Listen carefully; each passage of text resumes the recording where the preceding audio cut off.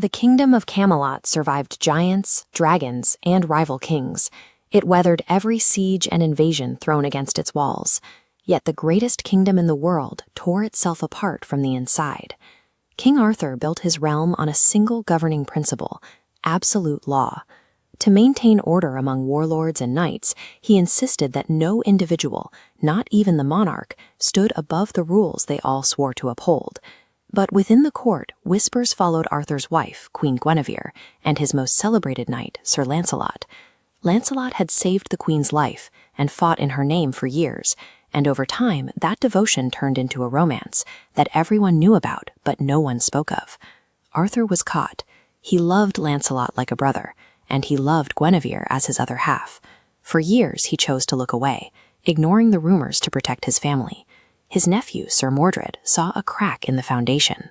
Alongside a knight named Gawain, Mordred realized they didn't need an army to break Camelot. They could use Arthur's own rigid legal framework against him. This logic tree shows the mechanism they exploited.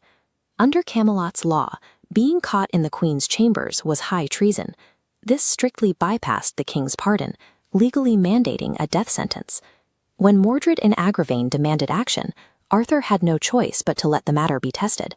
If he refused, he would expose himself as a hypocrite who ignored the law for his own personal benefit. The very system designed to protect the realm, its impartial justice, had been successfully engineered into a weapon.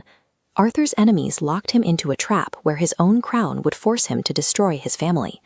That night, Mordred and Gawain led a dozen armed knights to Guinevere's door. Knowing they came to slaughter him, an unarmored Lancelot wrapped a cloak around his arm and threw open the door before they expected it. He cut down the first men who entered. In the chaos, Gawain was killed alongside several other knights, and Lancelot escaped into the dark. But Guinevere was left behind. With dead bodies on the floor of her chamber and Lancelot missing, the affair transitioned instantly from a manageable rumor to an undeniable, legally established fact. Because the charge was high treason, the penal code left no room for interpretation or royal mercy. The mandatory sentence for the queen was death by burning at the stake. Arthur refused to preside over his own wife's execution. Desperate to avoid acting as a tyrant who bent the rules, he withdrew entirely from the proceedings, shifting the grim task onto his loyal knight Gawain and his brothers. The absolute law he had sworn to uphold stripped him of all his agency. The king was now legally mandated to execute the woman he loved. The morning of the execution arrived heavy and gray. The courtyard filled with onlookers as Guinevere was led to the stake, walking with a stoic composure, expecting this to be the end of her story. Among the crowd were Gawain's younger brothers, Gareth and Gaheris. Believing the queen to be innocent of actual treason, they refused to participate as executioners and attended entirely unarmed, standing in moral protest against the court's decision. Before the fires could be lit, Lancelot's men burst from the tree line in a thunder of hooves and steel. The assault was meant to be swift, a chaotic, rapid strike to cut through the guards and seize the queen. But the courtyard was packed with unarmed bystanders.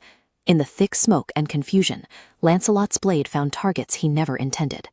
He accidentally cut down both Gareth and Gaheris before realizing who they were, leaving the unarmed brothers dead in the mud.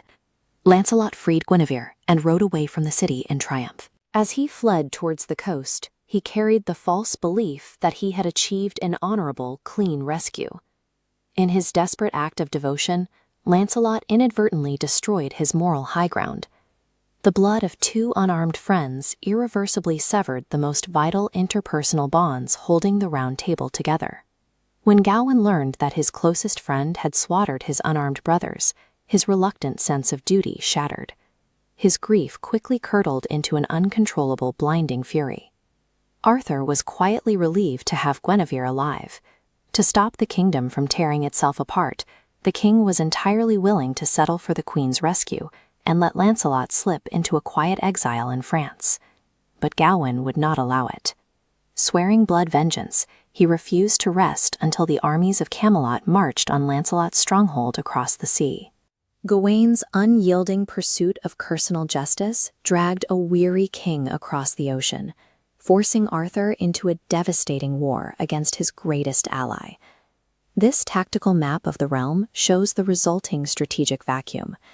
With Arthur and his loyalist knights tied up in France, all defensive force units abandoned the capital. The center of the kingdom was left completely exposed. While the greatest defenders of the realm bled on a foreign shore, Mordred effortlessly stepped into the unguarded throne, achieving a coup without fighting a single battle. Camelot did not fall to an external conqueror. It collapsed because its core leaders could not find a way to reconcile their rigid laws with the reality of human frailty. The legendary kingdom's doom was guaranteed the exact moment it demanded that absolute justice and mercy share the same throne, and they found that they could not.